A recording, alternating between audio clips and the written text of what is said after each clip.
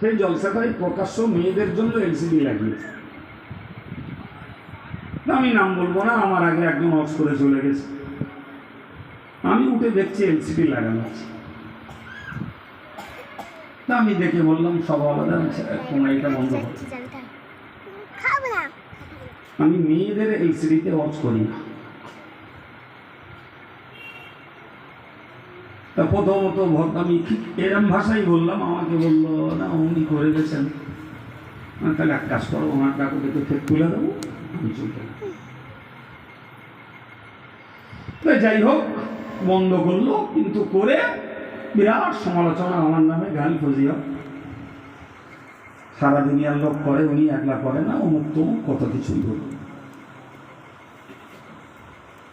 যাক, আমি জলসা করে চলে এলাম।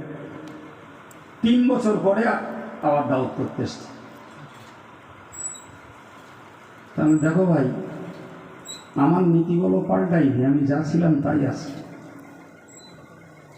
তোমাদের নীতি পাল্টেছে। সুতরাং তোমরা যখন নীতি পরিবর্তন করেছো, ওই জায়গায় দাঁড়িয়ে থাকো, জবাব আল্লাহকে দেবো। আমি আমার নীতির বদল ঘটাইনি, আমাকে নিয়ে গেলে আমার নীতির বদল ঘটবে না। তাতে হেদায়েতের পরিবর্তে তোমার গোষ্ঠীর লোকেরা যদি জাহান্নামে যায়, তাহলে আমার মতন বক্তা না নেওয়াই ভালো। না ভুল বলবো? ঠিক।